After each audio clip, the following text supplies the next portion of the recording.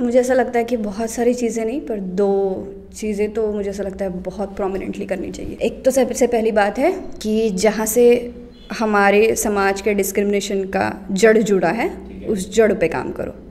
और अगर जड़ पे काम करना है तो सबसे पहली बात यही है सिंपली कि जो भी डिस्क्रिमिनेशन की साइकोलॉजी है वो ब्रेन में है। Absolutely. तो ऑब्वियसली ब्रेन के ऊपर काम करना पड़ेगा।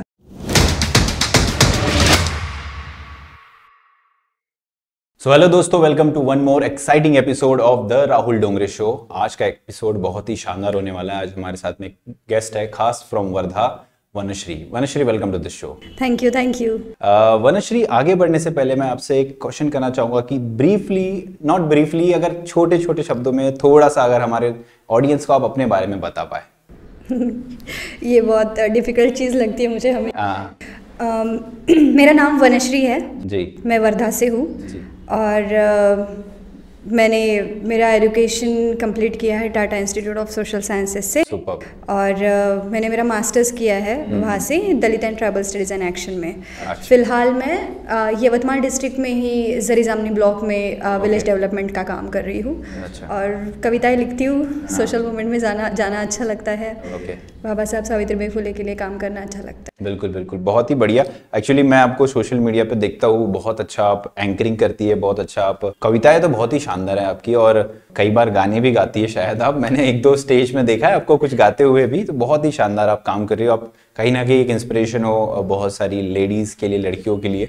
आगे बढ़ते हुए हम लोग ये जानना चाहेंगे कि क्यों हमें ऐसे इंस्टीट्यूट में पढ़ना चाहिए जहाँ पे एटमॉस्फेयर मिले। जैसे आप टीस में गई, टीस को अगर आप दूसरे कॉलेजेस से कंपेयर करेंगी तो क्या फर्क आपको ऐसा दिखता है कि यार ऐसे इंस्टीट्यूट में हमें जाना चाहिए पढ़ने के लिए? सबसे पहली बात कैसा है कि मैं ये नहीं कहती कि वो इंस्टीट्यूट बहुत भारी है और तुमको तुम्हारी आइडियोलॉजी को ये करेगा और तुम्हारे लिए इंस्टीट्यूट बना है।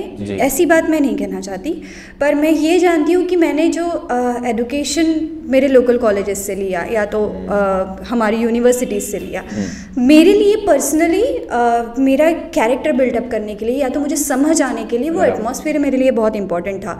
मेरे लिए ये एक बहुत बड़ी चीज़ थी कि किसी कॉलेज के एडमिशन के लिए भाई तुमको एंट्रेंस देनी पड़ती है, फिर रिटर्न देनी पड़ती है, फिर तुमको इंटरव्यू देना पड़ता है, फिर इंटरव्यू तुम्हारा 45 मिनट्स 50 का चलता है।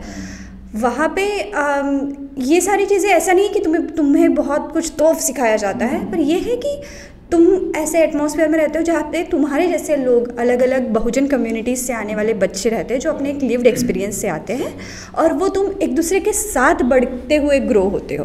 तो इसीलिए हमारी जो ऐसे इंस्टीट्यूट्स हैं जो हमारे इंडिया के बड़े इंस्टीट्यूट या इंडिया के बाहर भी, इसलिए एडुकेशन तो वैसे ही हमारे लिए इम्पॉर्टेंट है। तो ये बहुत ज़रूरी है कि हम ग्लोबल लेवल का एडुकेशन ले, ना ही हम ऐसी जगह पे अटके रहे जो हमारे मेंटल साइकोलॉजिकल चीज़ को जो है पकड़ के रखे। नहीं, हमको ग्लोबल होना चाहिए, इसलिए बाहर जाना चाहिए। बिल्कुल बिल्कुल, एब्सोल्युटली। एंड बहुत बड़े एग्जाम्पल हमारे सामने डॉक्टर बाबा साहब अम्बेडकर है, जिन्होंने बाहर से साथ ही अच्छे अच्छे इंस्टीट्यूटों से पढ़ा, और उन्होंने हमें और हमारे लोगों को भी कहा कि आप अलग अलग अच्छे इंस्टीट्यूट में जाइए और खासकर ग्लोबल जाइए। जैसे आपने कहा, आपने टिस की बात की, एटमॉस्फेयर की बात की, तो टिस जाने से पहले और टिस में जाने के बाद आपकी अपब्रिंगिंग या फिर जो अम्बेडकराइट थॉट्स में जो चेंजेस हुए, कोई अगर आप बता पाए कुछ उसके बारे में कि। हाँ, ये क्वेश्चन का आंसर मेरा बहुत पर्सनल लेवल पे है, ज़रूरी नहीं कि ये सबके साथ मैच हो। मेरा ये है कि ऑब्वियसली अगर तुम एक ऐसी कम्युनिटी से बिलोंग करते हो या तो फिर एक पर्टिकुलर कम्युनिटी से जिसे हम मार्जिनलाइज्ड कम्युनिटी कहते हो, तो आपको खैरात में बाबा साहब मिल जाते हैं। आपको ऐसा होता है कि आपके घर में ही बचपन से हम लोग देखते हैं कि हम किन मूर्तियों की पूजा करते हैं, हम कौन से त्यौहार मनाते हैं, तो हमको बाबा साहब तब से ही पता चल जाते हैं कि हमारे कोई है। बट मुझे ऐसा लगता है कि जब मैं वहाँ पर पढ़ने के लिए गई तो बाबा साहब को मैंने ना तो एक धर्म के हिसाब से पकड़ा, मैंने उनको एक विचार की तरह से पकड़ा। तो वो ट्रांसफॉर्मेशन मेरा एजुकेशन के बाद हुआ, वहाँ के एजुकेशन के बाद हुआ। वही सेम बात बाबा साहब की वजह से बुद्ध के लिए मेरी हुई। ऑब्वियसली हम लोग जब यहाँ पे रहते तो मेरे दूर के कई रिश्तेदार जो है वित्तु बाबा के यहाँ पे जाते हैं, तो हम लोग भी वहाँ पे गए हैं बचपन में। पर जैसे जैसे एजुकेशन बढ़ता गया और हम लोग जैसे हम ग्लोबल प्लेटफॉर्म की बात करते हैं, प्राइमरी एजुकेशन की बात करते हैं, तो जब बाबा साहब को पढ़ा गया तो बाबा साहब ने बहुत सटीक तरीके से एक उनका सेंटेंस मैंने पढ़ा था कि जब बुद्ध किसी के लिए धर्म की भी परिभाषा हो सकती है, पर बुद्ध किसी के लिए जीने का मार्ग भी हो सकता है, तो फिलोसॉफिकल टच भी आता है। तो मुझे ऐसा लगा कि बुद्ध को मैंने जीने के मार्ग के हिसाब से तब जानना शुरू किया जब मेरा वहाँ पे एजुकेशन। बहुत बढ़िया, बिल्कुल बिल्कुल सही बात है, क्योंकि हम लोगों को देखा जाए तो बुद्ध कहीं ना कहीं एक मार्गदाता के तौर पे दिखते हैं, ना कि मुक्तिदाता के तौर पे दिखते हैं। तो बहुत अच्छी थॉट आपकी है। इसमें मैं ये जानना चाहूँगा कि आप अब आपका एजुकेशन हो गया, आप टिस से भी पास आउट है, उसके बाद में आप शायद CSR एक्टिविटी किसी कंपनी के लिए कर रही है। तो CSR activity, corporate social responsibility, क्या ये सच में उनकी रिस्पॉन्सिबिलिटी है या बस ये आप देखते हैं कि ये बोलने के लिए किया जा रहा है मार्केट में और इसका कुछ एक्चुअल आउटपुट निकल के आता है, इसका कुछ सही में किसी में बदलाव दिखता है आपको इसकी वजह से? देखिए, मुझे ऐसा लगता है कि पढ़ने के बाद जब मैंने फील्ड पे काम करना शुरू किया, मैंने काम करना शुरू किया कोविड के ड्यूरेशन में, और ऑब्वियसली उस टाइम पे जब सारे लोगों की नौकरियां छूट रही थी, सोशल वर्क की नौकरी या सोशल वर्कर वालों की नौकरियां बढ़ गई थी। तो मैं उसी ड्यूरेशन में मैंने उस कंपनी में ज्वाइन किया जो इंडिया के कुछ टॉप मोस्ट कंपनीज़ में वो आती है। पर उसके बारे में जब मैंने बहुत एनालिटिकली सोचने का ट्राई किया, तब मुझे ये समझा कि ये इसलिए नहीं ये सारी चीज़ें की जा रही कि उनको वो करनी है, वो इसलिए की जा रही है क्योंकि उनको करना बाउंड है। नहीं करेंगे तो कंपनी बंद हो जाएगी। That is really important. They doesn't want the structural change. उनको तुमने स्ट्रक्चर में चेंज किया वो नहीं चाहिए, उनको चाहिए मंथ के एंड में तुमने कितने बेनिफिशियरीज को टारगेट करके कितना पैसा खर्च किया है। तो यही एक बेसिक फ़र्क मुझे NGO और CSR में नज़र आता है कि NGOs के पास बहुत आइडिया होती है, पैसे नहीं होते। CSR के पास बहुत पैसा होता है, आइडियोलॉजी नहीं होती।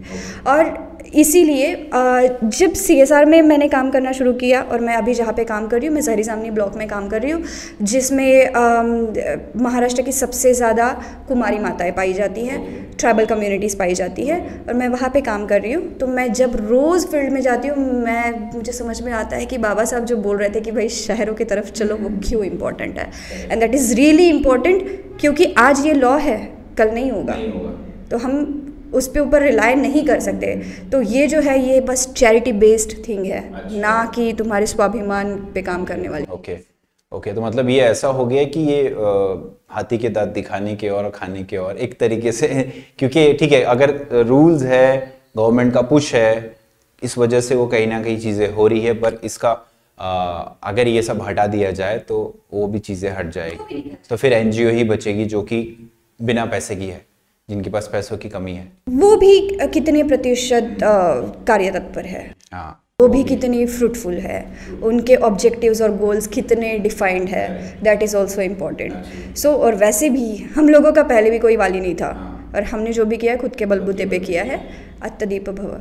करेक्ट, एब्सोल्युटली, अत्तदीप भव। इसके अलावा जब अब हम लोग बात करते हैं कि दलित कम्युनिटी में वुमेन एम्पावरमेंट की, और आप कहीं ना कहीं इस मूवमेंट में हैं और लड़कियों के लिए एक इंस्पिरेशन भी है, और आप पुश भी करना चाहती है कि लड़कियां सामने आए, तो आपको कितने ऐसे, मतलब बहुत कम अमाउंट में हमें लड़कियां दिखती है जो अभी मूवमेंट की ओर है, मूवमेंट को सपोर्ट कर रही है या मूवमेंट को पुश करने की कोशिश कर रही है। तो आपका उन लड़कियों के लिए कोई एक ऐसा वर्ड, कुछ ऐसा आपके लिए बोलना है कि यार आप लोगों को इस तरफ आना चाहिए, करना चाहिए, इस तरीके के कुछ कमेंट्स आपके फीमेल गर्ल्स के लिए?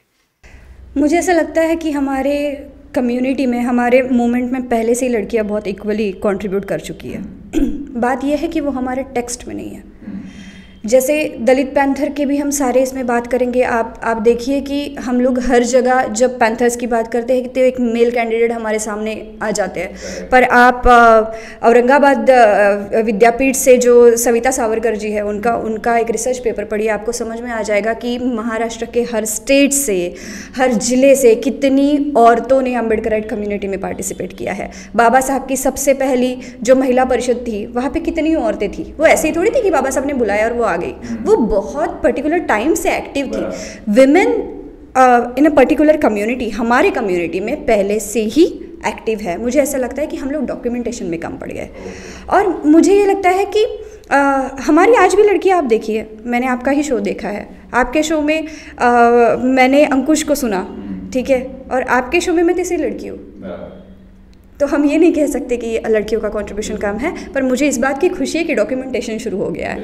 और पहले के भी हमारे मूवमेंट के बारे में मैं पर्टिकुलरली विमेन के लिए कोई स्टेटमेंट नहीं देना चाहूँगी। मैं देना चाहती हूँ इस चीज़ के लिए कि हमको सबको मिलके अक्रॉस ऑल जेंडर्स हम सबको मिलके स्ट्रेटेजिकली मेथोडोलॉजी सेट करनी पड़ेगी हमारे मूवमेंट को लेके, क्योंकि मूवमेंट का व्यवस्थापन जो है, जिसे कांशीराम साहब कहते थे कि वो बहुत ज़रूरी है और वो किसी जेंडर के बायस्ड नहीं है। मूवमेंट का मतलब हमारे सारे मूवमेंट्स का व्यवस्थापन, उसकी मेथोडोलॉजी, गोल्स, ऑब्जेक्टिव्स, ये सारी चीज़ें बहुत बहुत ज़्यादा स्टेट्स होनी चाहिए अक्रॉस ऑल जेंडर्स। वनश्री जब सपोज एक अम्बेडकराइट फैमिली में पैदा होती है, उसके बाद में उनको एक चीज़ पता है ऑलरेडी, जैसे आपने कहा कि माँ बाप के द्वारा बताए गए अम्बेडकर और बुद्धा एक होते हैं, फिर कब आपको ऐसा रियलाइज़ हुआ कि यार मुझे मूवमेंट में जाना है? कब ये बदलाव की शुरुआत हुई और आप थोड़ी एक्टिव हो गई इस तरफ? मुझे ऐसा लगता है कि हम जिस सेटअप में हम लोग पैदा हुए हैं, मैं किसी जात की बात नहीं कर रही हूँ, मैं उन सारी मार्जिनलाइज्ड कम्युनिटी की बात कर रही हूँ। हम सब लोग मूवमेंट में ही पैदा हुए हैं और ऐसा नहीं है कि हम कहीं पे चलते हैं और फिर हमको लगता है कि चलो अभी मूवमेंट में जाना है, ये चीज़ नहीं होती। हाँ, रियलाइजेशन का टाइम अलग हो सकता है, तुमको पता भी नहीं रहता कि तुम उस मूवमेंट का हिस्सा हो। मुझे पहले मेरा जो अपब्रिंगिंग हुआ है वो वर्धा के गांधीयन स्कूल में हुआ है, जैसे महिलाश्रम कहते हैं, तो वहाँ पे पूरा गांधीयन आइडियोलॉजी का स्कूल में मेरा 12th तक का अपब्रिंगिंग हुआ है। बहुत सालों तक हम लोग शायद उस चीज़ को रिकॉग्नाइज़ नहीं कर पाते कि कास्टिज़म्स के ये पहलू होते हैं। हाँ, पर जैसे मैंने पोस्ट ग्रेजुएशन से पहले, मतलब ग्रेजुएशन का मेरा ड्यूरेशन जो था, उस टाइम पे मैं आवाज़ इंडिया टीवी पे भी काम कर रही थी, उसके साथ साथ मैंने बाद में 90.4 FM पे कम्युनिटी रेडियो स्टेशन पे भी काम किया। कम्युनिटी से संपर्क बढ़ा, उसके साथ साथ उसी टाइम पे रोहित वेमुला का आत्महत्या का बात सामने आ गया। सो बस जब वो बात बहुत मन को लग गई और फिर लगा कि इंस्टीट्यूशनल डिस्क्रिमिनेशन के किस तरीके से पहलू होते हैं और उसको किस तरीके से एग्जीक्यूट किया जाता है। जो हवा का दाब हम कहते हैं ना, हवा का जो प्रेशर होता है जो तुमको दिखाई नहीं देता पर वो होता है, और वो इतना माइन्यूट होता है कि तुम्हें पता नहीं चलता कि तुम इसको डिग्निफाई कैसे करोगे, उसको आइडेंटिफाई करके लोगों के सामने कैसे लाओगे। तो यही बात थी, धीरे धीरे बातें समझ में आती गई और ये ज़रूरी, मुझे ये पर्टिकुलरली कभी नहीं लगा कि मुझे बस एक कम्युनिटी के लिए काम करना है। मुझे पहले से ये लगता था कि जो कमज़ोर है मुझे उसके साइड में खड़े रहना है, और ये बहुत सिंपल सी चीज़ है। और ये ज़रूरी नहीं है कि हाँ ये किसी कास्ट के लिए हो, ये किसी जेंडर के लिए हो, वो हर एक इंसान जो कमज़ोर है मुझे उसके साथ खड़ा रहना। एब्सोल्युटली, बहुत अच्छा। और जो कहीं ना कहीं एक रोहित का जो मोमेंट था उसने आपको थोड़ा सा ज़्यादा पुश किया, या फिर हम कह सकते हैं कि उससे आप ज़्यादा सक्रिय भी हुई। अभी के सिचुएशन में वनश्री के आने वाले प्लान्स किस तरीके से है? हम उसे कहाँ देखते हैं, या फिर क्या वो पॉलिटिक्स में आएगी, क्या वो ये क्वेश्चन ने डिस्कस भी नहीं किया था। देखिए, मुझे आने वाले प्लान्स के बारे में मैंने ऐसा कुछ सोच के नहीं रखा है। ये बहुत रैंडम भी आंसर हो गया, पर ना मुझे ऐसा लगता है कि मुझे ना पढ़ना है।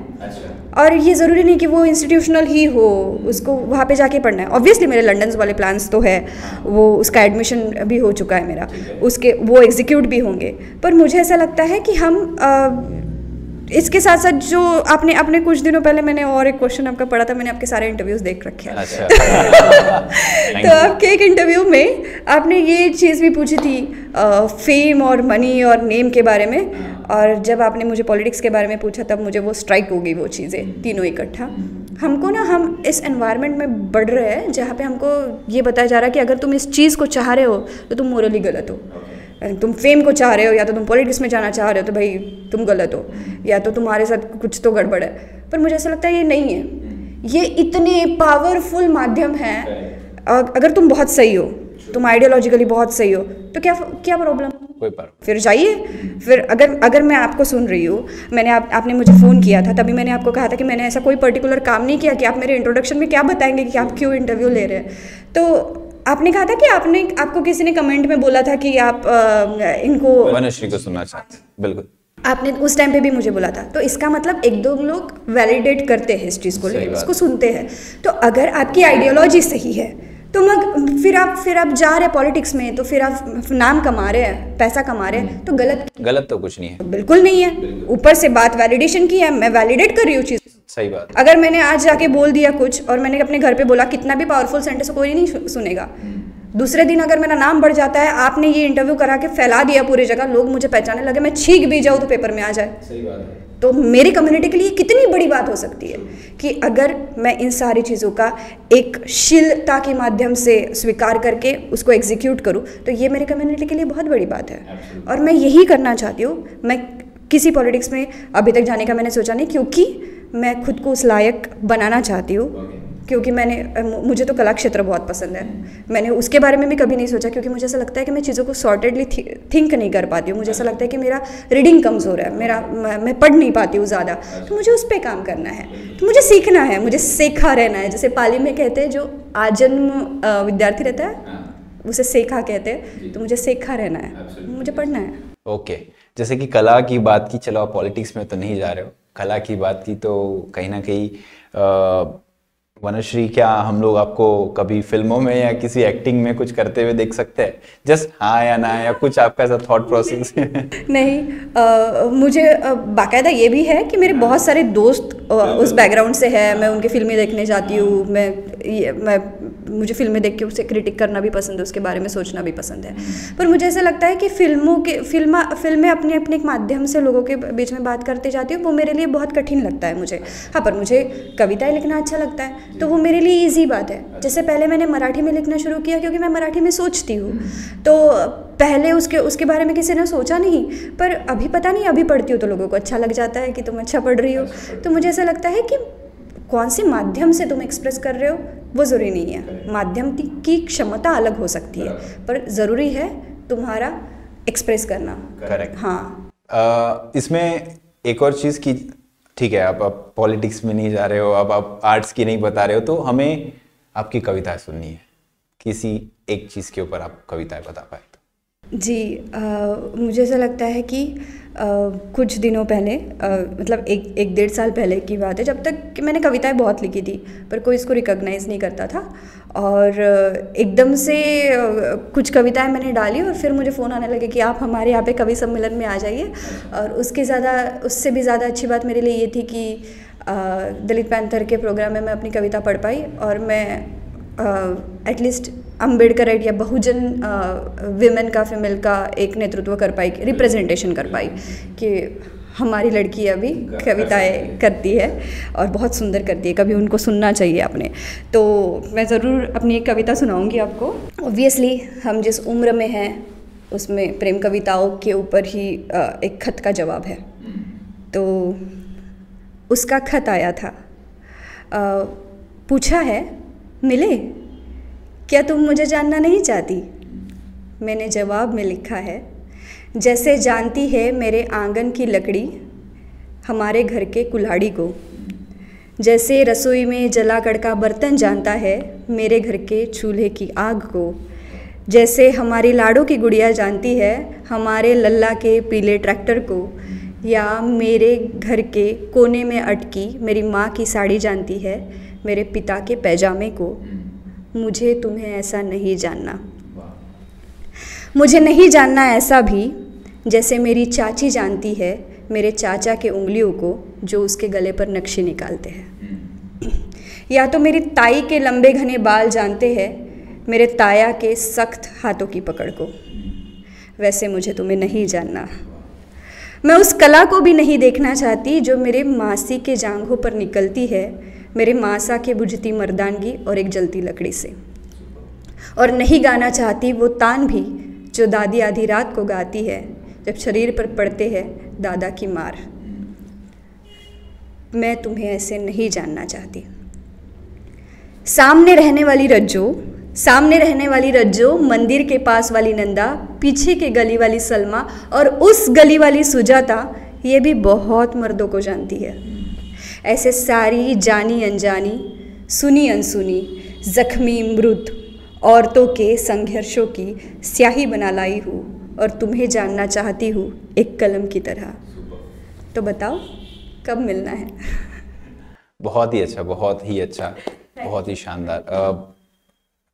ये इस तरीके की कविताएं कहीं ना कहीं दिल को टच कर जाती है और हिट करती है कि किस तरीके का सिचुएशन लेडीज़ ने देखा है, झेला है, झेल रही है और उसमें से बाहर निकलना है। बहुत कुछ बदलाव की ज़रूरत है। सो वनश्री, एक लास्ट क्वेश्चन मैं आपसे कहना चाहूँगा कि अगर सपोज आपके हाथ में हमने पावर दे दिया, आपको हम लोगों ने सत्ता दे दी और कहा कि वनश्री आप चलाओ, देश की प्रधानमंत्री आप हो तो आप किस तरीके से क्या क्या बदलाव करना चाहेगी?